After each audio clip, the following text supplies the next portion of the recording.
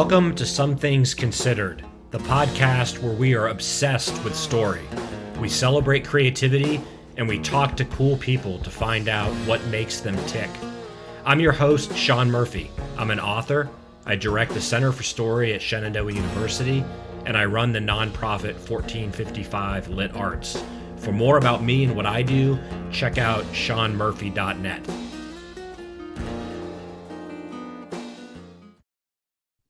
Hey, welcome back to Some Things Considered. This is the podcast where we are obsessed with story, celebrate creativity, and I go out of my way to find cool people to talk to and find out what makes them tick. I'm your host, Sean Murphy. I am a writer. I direct the Center for Story at Shenandoah University, and I run the nonprofit 1455 Lit Arts. For more about me and how to be a guest on this podcast, visit seanmurphy.net. But the best part of what I do is having the opportunity and whenever possible, seizing it to talk to amazing people.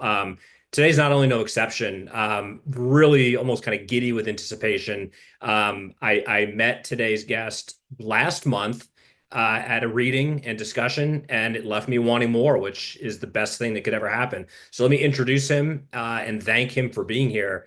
Today I am joined by Dinaw Mengestu, who is an Ethiopian American novelist and writer.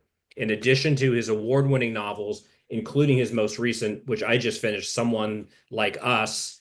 His writing has also appeared in, among many outlets, Harper's Magazine, The Wall Street Journal, numerous other publications. He currently is program director of written arts at Bard College. In 2007, the National Book Foundation named him 5 Under 35 honoree. And since his first book was published in 2007, he's received numerous literary awards and was selected as a MacArthur Fellow in 2012. And as usually is the case, that is an abbreviated bio of the guests I have on. So very impressive, very awesome. And Dinaw, it's great to have you here. Thanks for coming along. No, thanks for having me, Sean, and a real pleasure to be back in conversation with you after we last met. Outstanding. So first off, shout out to my alma mater, George Mason University, and Bill Miller, Leah Mehta, and the amazing crew at the Cheuse Center, whose recent event I alluded to. That's how I received my proper introduction to you, and again got a little snackable bite that left me wanting more. Um, and a few things stood out from that evening, from the evening.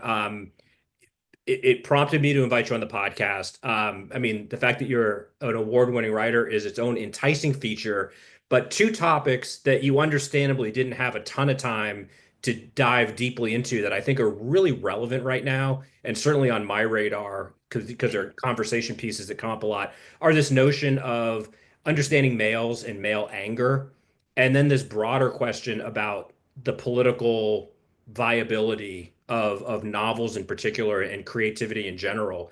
So I guess the first question I would tee up is it's one's low hanging fruit and it's a really complex issue, which is here we are in 2025. The world's not getting less complicated, and in America, we're seeing some things that we wouldn't have believed possible. How do you respond to either my question or the general question of what can novels do in times like this? Yeah, I mean, I think that anxiety has obviously always been there. I remember when I was in college, writing one of my finals papers during my senior year about how since the, invention of the novel, there have been people who have talked about the demise and the end of the novel.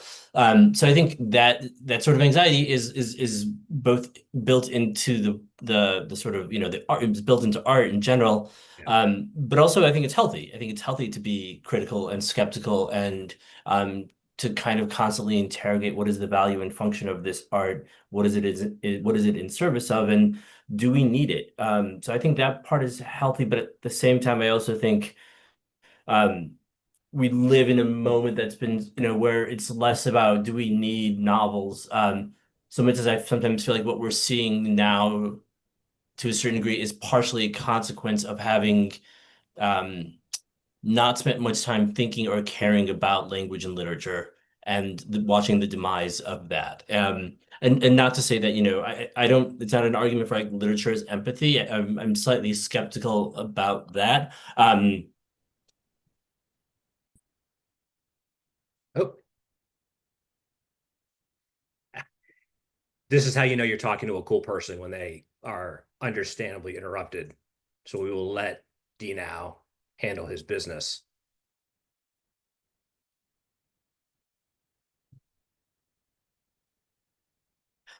Sorry, Sean. If it wasn't my office landline, I would have never picked it up. But No no one worries. calls that line, so if they do, it's often somebody. Augments the cool factor. You're a busy, wanted Yeah. man. So as I was saying, I don't think of it as like literature as, as how we learn empathy. That's a concept that's out there, and I don't disagree with it, but I'm slightly skeptical of that. But I do think there is a relationship between a kind of critical perspective and an engagement with the world that novels offer us that and the humanities in general offer us, and that we sort of, devalue what they can do when we stop thinking about the kind of like just, the difficulty that literature offers us. We end up in a political climate and culture that allows itself to be easily reductive. So I love reductive is the right word, I think, and I think this touches on, as I anticipated, we can be off to the races. The third rail is the notion of politics and art, and do politics have a place in art? And I think those of us on one side of that creative fence say, first of all writing is political, and everything that isn't writing is political. So yeah. dispense with that fiction because the people that want to leave politics out of it are very politically motivated. So that right there is a non-starter. But I think you also touched on something that I'm personally obsessed with, which is it's a clarion call for the humanities in general, right? At times when we see humanities and art being devalued, it's not coincidental that these tend to be times when we're most in need of that dialogue. And the way that fiction can facilitate dialogue, I find particularly useful because I think in America right now, we're so accustomed, if someone starts talking politics with a capital P, we're almost allowed to tune them out because everyone has an Yeah. agenda and it's unconvincing and it's stuff we've heard before. Novels, and especially novels like you write, are opportunities to kind of see the world both in new ways and understand the familiarity, the shock of the new or the shock of the familiar. Um, so yeah, this I like to think that there's opportunity here to both advocate for the humanities and explain to people, although it shouldn't be necessary, like here's why humanities degrees Yeah. matter and are important, and here's what we lose when we shut down those ways of opening dialogue. Yeah, no, completely. And it's no coincidence that the more, you know, autocratic or authoritarian a regime is, oftentimes one of the first things that they attack are institutions of learning. There's a reason why language comes under assault almost immediately, why words and the complexity the words have comes under assault right away, right? These are all forms of, in order to make those political structures possible, you need to kind of strip people's critical intellectual capacity away. You have to make them sort of passive. You have to kind of argue for like a type of homogeneity that's not real. And the only way you can do that is by making people not think, by by kind of like reducing corridors of thought. Yeah, and I think, again, look at me. I didn't anticipate seeing so many silver linings in this topic as we're talking, but it occurs to me that there's also been a understandable kind of disenchantment amongst Americans with politicians and what they can or can't do, or in some cases what they are doing. So all the more reason to look to both contemporary and especially figures from the past who have seen things that we're experiencing, who've lived through or died under regimes that we fear, and the things that they can shed light on. I think to remind us that what we're seeing in many ways is nothing new, and I Yeah. hope that people can find courage in that instead of disenchantment, because I think diving into politics or looking for a career politician to be courageous is going to leave many of us wanting and in search of something a little bit more authentic, a little bit more brave. Yeah. Yeah, no, I completely agree. So, locating that, and what a not elegant segue, but I want to make sure we carve out some space for this novel that I found an extraordinary read. I thank you for writing this book. I want to be clear to the audience that while I wouldn't call this a political novel, one of the things I really admire about it is what I'm kind of alluding to earlier with writers or good what I consider good writers is they're engaging with the world and they're trying to talk about either sensitive topics that aren't often discussed or understood enough. And that inherently is political because you're talking about stories, who gets to tell them, why they're being told. And if I were to, I would recommend this book, but what I would say to especially my more literate friends is here is a novel that really gets inside the whole notion of story, the kind of dialogic parameters of what does story mean and what does it mean when someone tells someone else's story. Is it an obligation to tell those stories? Is it a responsibility? Is it a burden, etc.? I think this novel really compellingly grapples with all of that. Yeah, thank you, Sean. I appreciate that. And when I think of the novel, I mean, I believe strongly that writing is of course political, but then also the anxiety about the relationship between politics and literature and politics and art in general is, it's a very, I think, kind of particularly American anxiety. And I think in part it's because of the way we oftentimes define and think of what the political means and what it does to art, right? Like the political and literature does not equate or does not necessarily lead to propaganda, or it does not really lead to kind of didactic texts. But that in fact, actually, if you're going to try to engage with the politics, right, which means the world we live in, any facet of that world, and you're trying to engage with it seriously, right, you have to think that much harder about the language and the form and the structure of your narrative. It actually demands a more kind of thoughtful aesthetic, and it's one that sort of, I think, actually makes it more challenging and harder to write sort of, kind of easy, morally coded narratives, right? The politics and literature that I'm thinking of is really curious about institutions and how we live inside of these institutions and the consequence of living inside of them, just as much as it's interested in how we love and die and, live on all of these sort of like, grand literary ideals. Yeah, and I think inevitably this notion of bearing witness and what I feel, what I pick up on from your writing, I mean, among other things, is this both very human as a writer, as an individual, the responsibility of what stories to tell, why to tell them, how to tell them responsibly. But then, within the fiction itself, what do we learn from a potentially unreliable narrator, and what has brought him or her to the point where they are compelled to tell a story or are telling a story kind of without even realizing it, like that was the story of their life becomes telling that story. And those are the intricacies that are so subtly woven into this book. But I imagine that this is a topic that fascinates you both as a writer and as a immigrant dash human being. Certainly, I think I forgot who said it. Most writers are really always writing about the process of writing.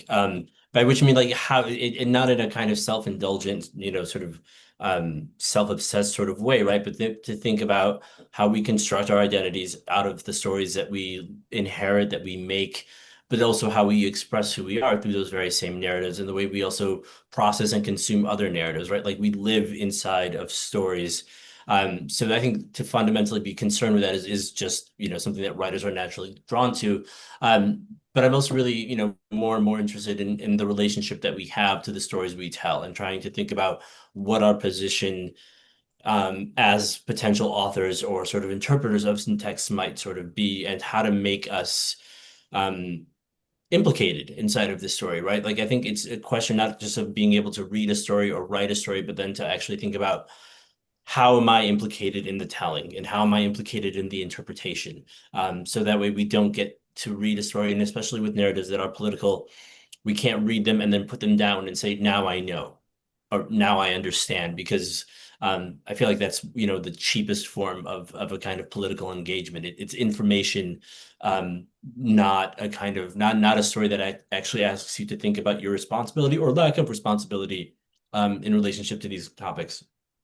You just hit on something that resonates with me very powerfully. What I would describe, or I'm sure has been described, as kind of intellectual tourism, where the intellectual or the scholar or even the writer feels that they're doing justice by reading one thing and Yeah. feel tolerably equipped. And I think right now the kind of line or demarcation is there are way too many Americans that know what they like what they know and don't feel any obligation to look outside of that.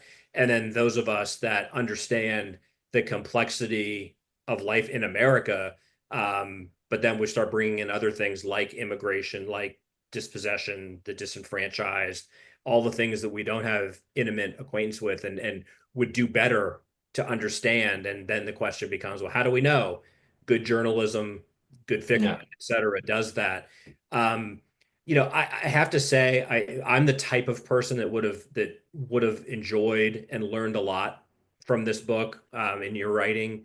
But I feel obliged to say, I think in 2025, when immigration, you know, the spotlight, like race, has become, at least from my purview, is a topic that we talk about it all the time, but boy, do we not talk about it on any deep, meaningful level. And we've made so little progress, I think, because we haven't wanted to make progress.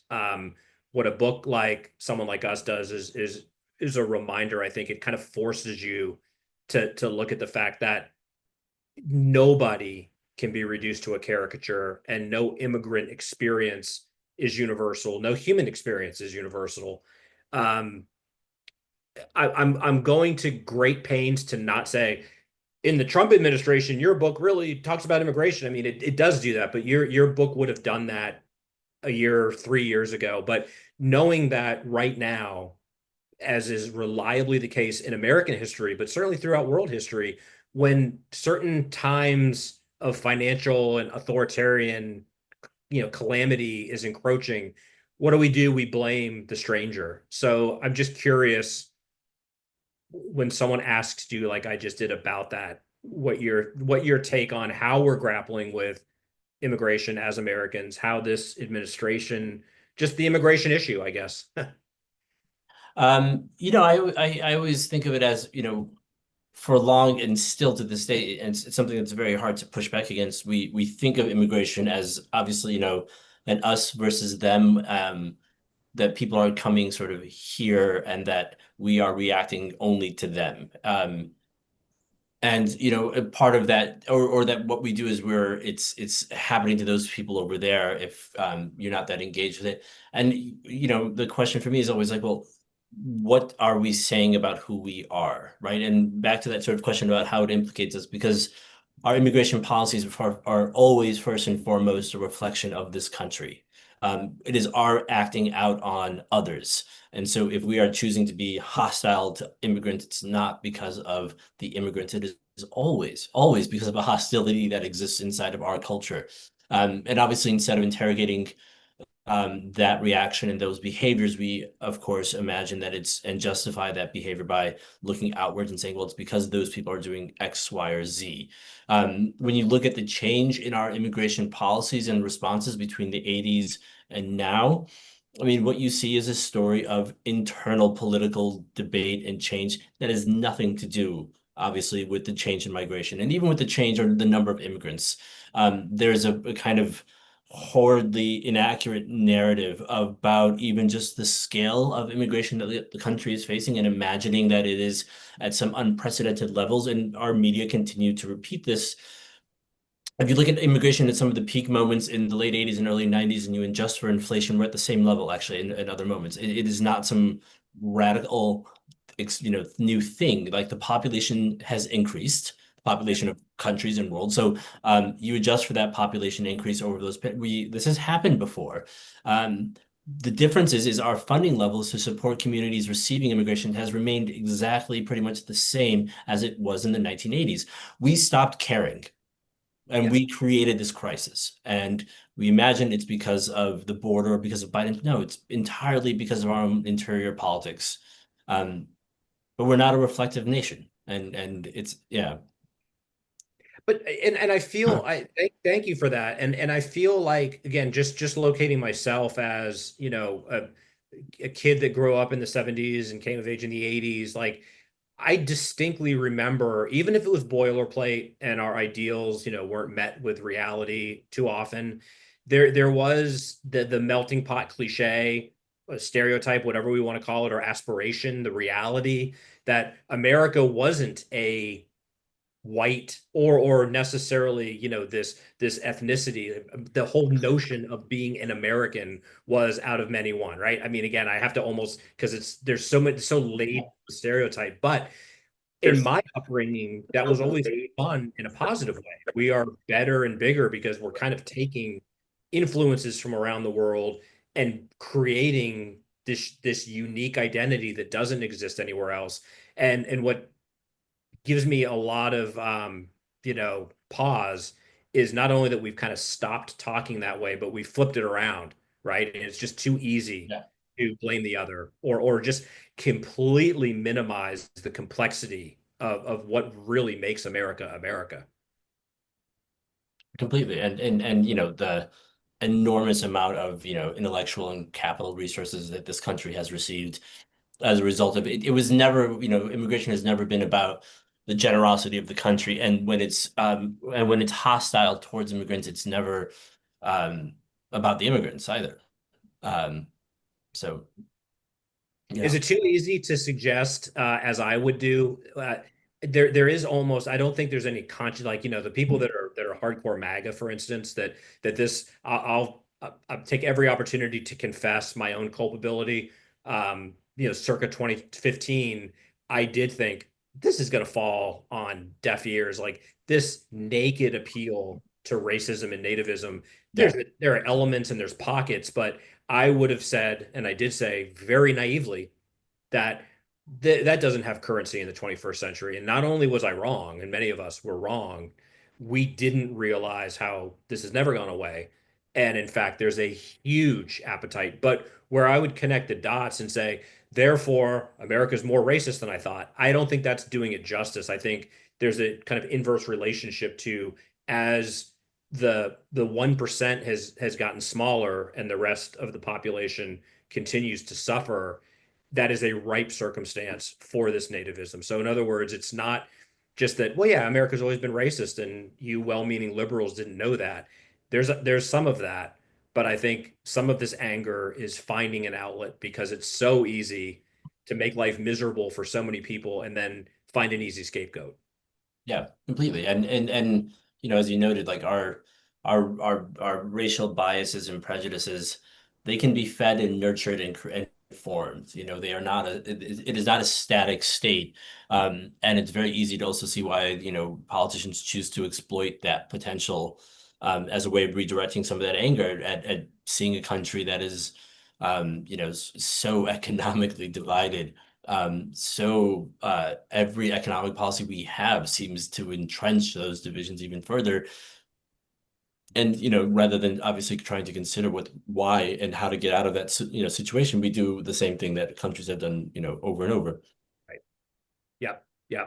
So it's not much of a shift to go into again what I think again I would want to make very clear. I'm not calling you a novelist that explores male anger because I just think that's too simplistic. But I think we have had and kind of a building crisis that for me anyway. And I mean people have written about this, but I'll own this observation that another thing that I missed, even though I wrote a book that came out last year about specifically about toxic masculinity, I would have I underestimated the ability of this current administration to resonate with angry young dudes Yeah. and this notion of male anger and how it's both, of course, directed inward, but often ends in explosions of violence. Again, either internal or external is something that we're just beginning to try to grapple with in a meaningful way. And intellectually and politically, I see too much of it reduced to similar types of straw men as the immigrant situation, which, men are angry and men are violent. So, yeah, I, Yeah. I think it's a reflection of the system. And when people feel disempowered, they feel that their prospects are bleak, there is a certain nihilism that takes over, so I certainly don't see that in your book, but I know that you talk about how men are angry, how there's a propensity for anger that, I mean, women have it too, but maybe talking about it in relation to your books, or also just in general what you're seeing as a professor, as an American, as a man, this notion of toxic masculinity, and it's kind of having a moment. And as a society, we're not doing a really great job of understanding it. Yeah, I think it's for me when I think and write about sort of male anger, I do tend to think of it as something that happens in a political context, right? That's something that is oftentimes related either to sort of politics directly or economic issues. And so it's always has not just one source, but always multiple sources, right? And that those sources are always, conditioned upon the moment and oftentimes, the sort of the levers of power and feeling that when you don't have access to that power, when you feel like you don't have agency, in particular over your own life and where you imagine you might be going, right? So to lose that agency oftentimes, manifests itself as a type of anger. In a certain way though too, it would be impossible to catalog all those causes, but I'm also really interested in the way that anger becomes manifest, because it doesn't have to become violent or aggressive. It doesn't have to lash out at the others. It doesn't have to victimize others in order to be expressed. And I think part of what happens right now is for a long time we've had an environment in which there were no forms of expression, and the absence of that possibility gets us in some cases to the place where we are now, right? Where where you are okay with an administration that does really kind of awful and terrible things, where you're okay with a level of racist discourse that, not long ago you would have found absolutely abominable. All of those things, for me, they all sort of intersect, and they intersect in parts through wondering what were the other possible ways in which those frustrations and those angers might have found voice. And had they found that voice I believe that some of the external facing or directed anger wouldn't have been necessary. Um, yeah. And I guess where I would make the connection between, the characters in the novel and what we're talking about, more generally, is when people feel they don't have a voice, or they're not able to tell their story, or that their story doesn't matter. There are other ways to communicate, and it's not with the pen, or it's not, through connection, but it's that lack of connection. And I guess what I'm seeing, is that there is a very kind of societal momentum to further reduce that connection, which is exacerbated, right, by social media, et cetera, that there are all these inarticulate, angry people. They have very good reason to be angry, but they don't really have the resources, the outlets to feel heard. Yeah, exactly. And I think that that's an important point, that it's not only about the ability to express something, but to also imagine you're being heard. And I think the expression needs to be met but with something. And I think both of those things have been missing. Yeah, yeah. So you are both kind of international community, but also in the classroom. In terms of what I'm saying, am I missing anything, or what are you kind of telling students that are asking about the efficacy of the humanities, what's going on in the world? I mean, the burden is on each of us, I think, as individuals, but some of us, right, are more often among some of the people most affected, who hopefully will be kind of the rising generation that helps get us into a better future. Um, where are you finding hope, or how are you providing or looking at inspiration in these times? I mean, it's funny because there was that shift certainly among younger voters towards this movement Yeah. of which in a normal way would sort of feel frustrating because you think, well, how are you doing that? But then when I look, at a generation behind that generation, the students who are my students now, who are my children now, what I'm struck by consistently actually is the level of um, kind of expected decency with which they conduct their lives and which they expect of each other, um, coupled with a kind of tolerance for fallibility and mistakes. And um, I'm not a sort of a proponent of the idea of like of that the progressive ideas and wokeism somehow went too far. I think people choose to sort of exaggerate or imagine, but I do think there's something to be said about being able to accommodate and sort of live inside of spaces where people might have very opposing viewpoints, um, or also be forgiving. And I feel like my hope comes from watching what I think is a generation after, all of our failures in these past two generations that will be both kinder and also more forgiving. Um, because they've seen what they've seen. Like we're in the reaction to the other right now, and I think they've seen both sides of it, and they're landing somewhere in that middle where we need to be. Yeah, I mean, so not only do I agree with that, but I have to, I'm not going to let myself off the hook and kind of circle back to what I brought up earlier, which I would have thought, and I think I did think and articulate at the time with this coming wave of demonstrably more empathetic, kind of hip, like the hangups, speaking for my generation in particular, with gay issues or racial issues, like a lot of those seem absent for all the right reasons. Maybe it was that why it was that much more of a shock to Yeah, see, some of the prevailing ugliness finding a very receptive audience. But maybe I'm answering my own question, and we already talked about how, well, it's a certain sector of males in this country, not the people that we're talking about necessarily, but people that have felt left out, or without a community, or via social media, right? Able to find communities that were maybe more difficult to find 20 years ago, where you did have the angry guy in his basement and didn't know that there are others like him out there. There's a certain shame, I think, that existed if you were an out and out racist in America.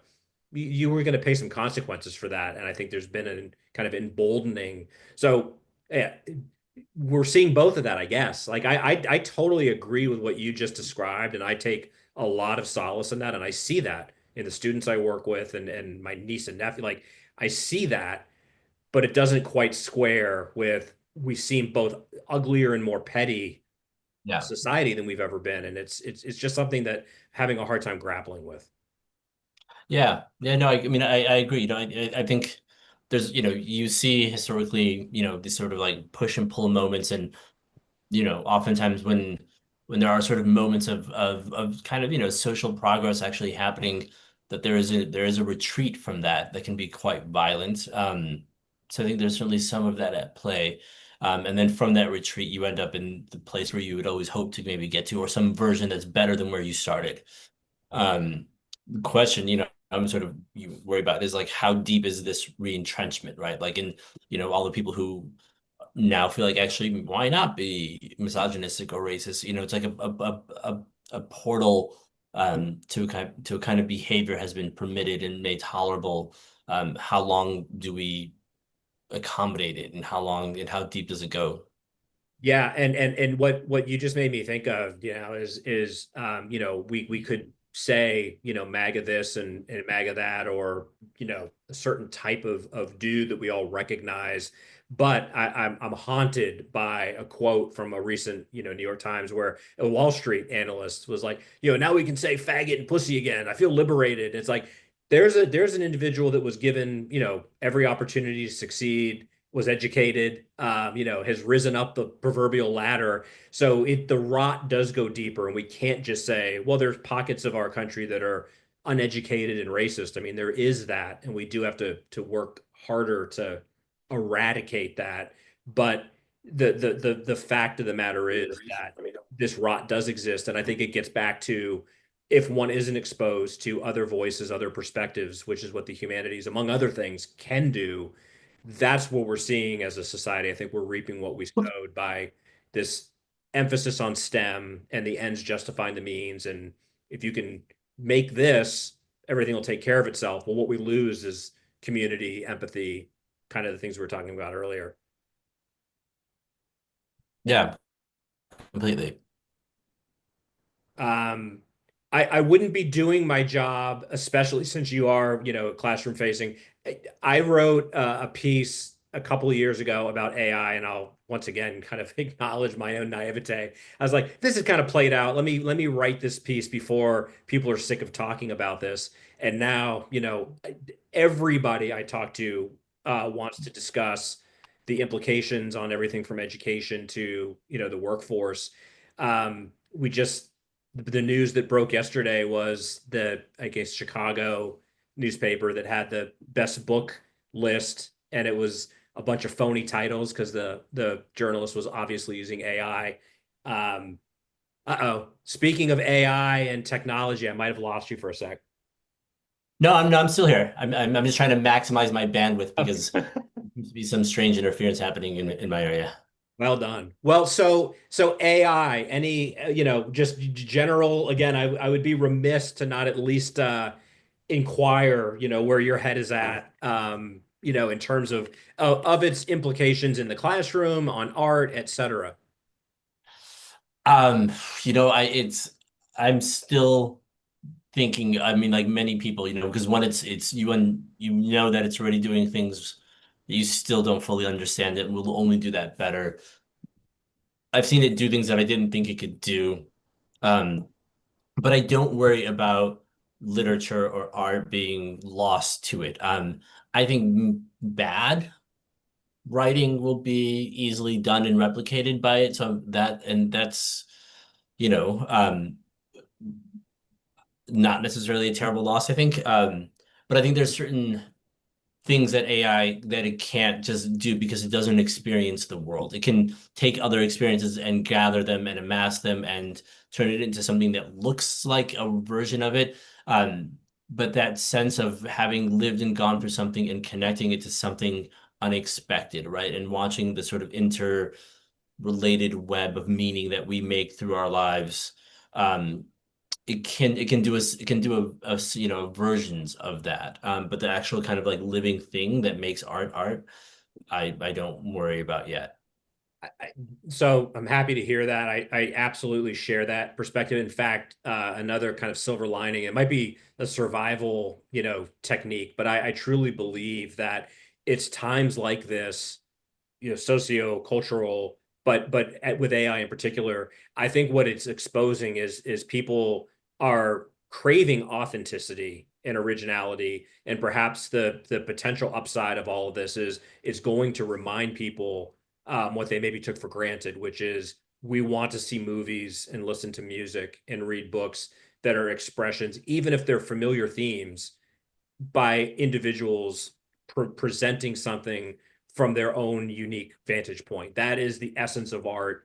And it's the antithesis of what we see in our politics and our advertising, information, infotainment culture. So I'm very bullish on how this isn't going to impact art, but it does concern me when I hear everyone worried about our students going to learn anymore, because AI is so easy. My take on that is actually pretty simple, which is I think it's incumbent upon artists and teachers to try to meet the students where they are and be more creative with the assignments.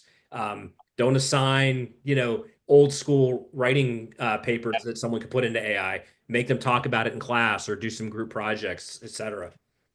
Exactly. No, I think it is entirely, if we feel like they're not going to learn something as a result of it, that's because we've failed to imagine ways to both consider, work around, and work with this technology. Like the technology is there the same way the computer's there. We have an opportunity to actually break out of old patterns of thought.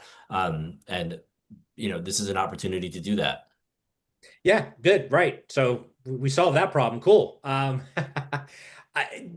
was at a conference. It was in between this conversation and your talk at Mason, and it was potentially disheartening. But I had a similar kind of simple reaction. But it was an older high school teacher lamenting that the kids don't read anymore and we can't get them to read poetry. And I just remember thinking, like, first of all, someone 30 years ago said the same thing you just said. Someone 30 years from now is going to say the same thing.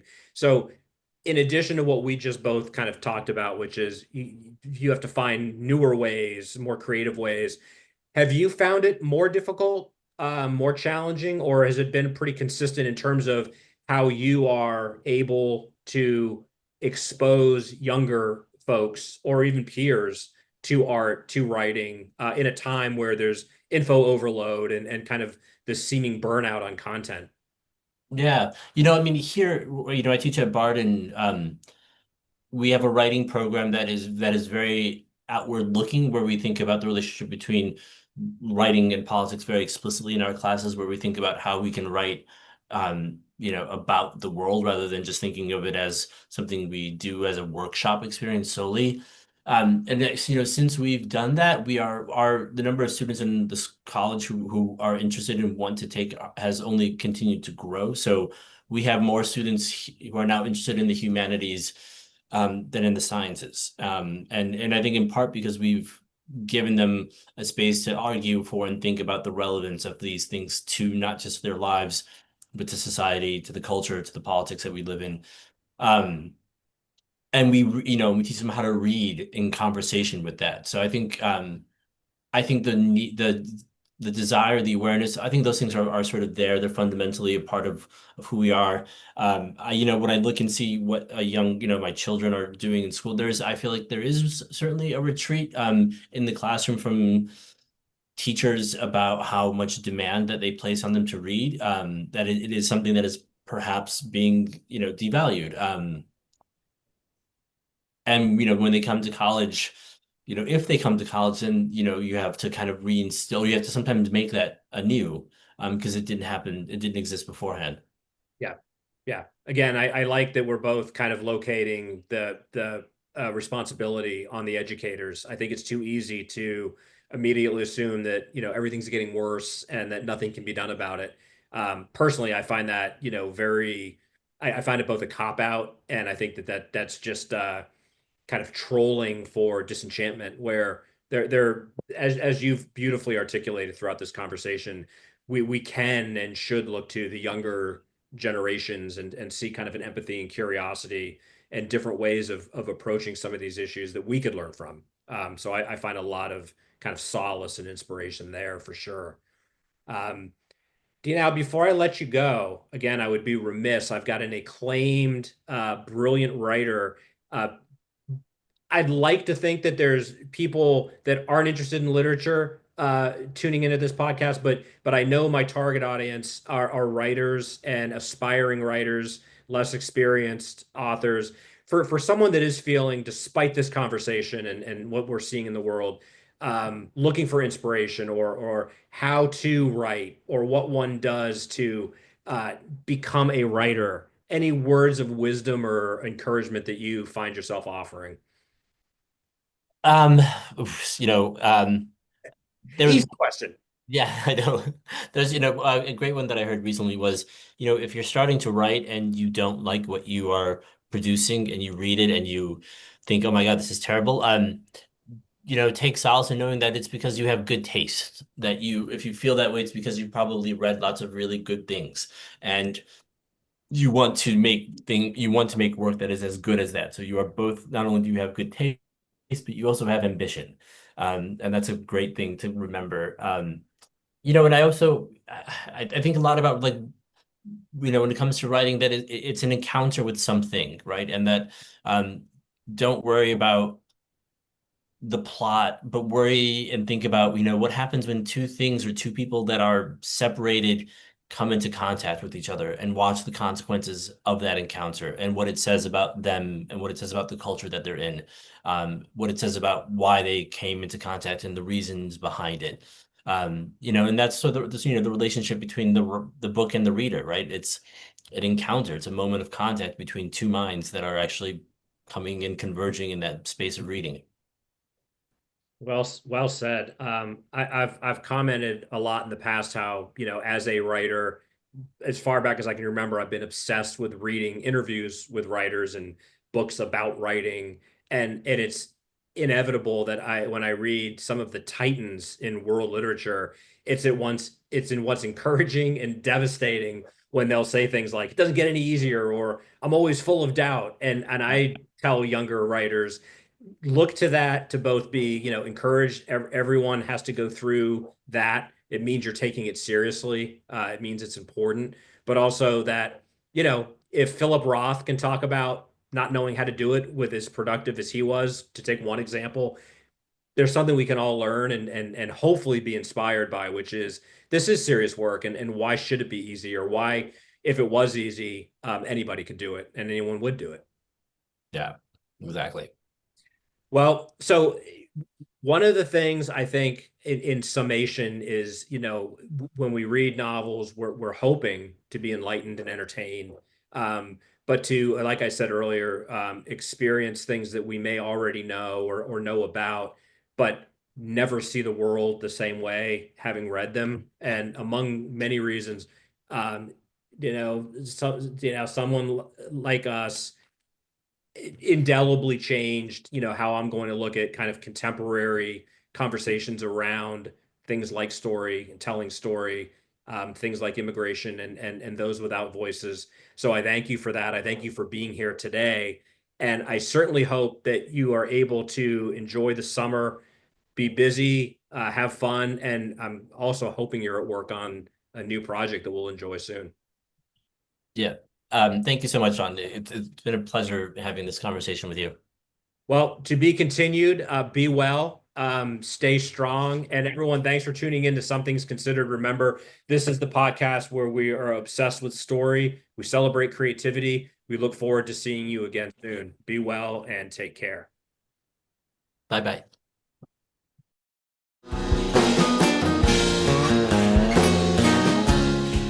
Thanks for tuning in to Some Things Considered.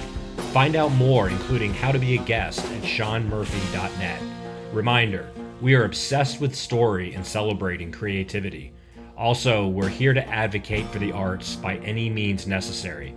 Drop us a line, get involved, and support our creatives who are the lifeblood of our culture. I'm Sean Murphy. See you on the next episode of Some Things Considered.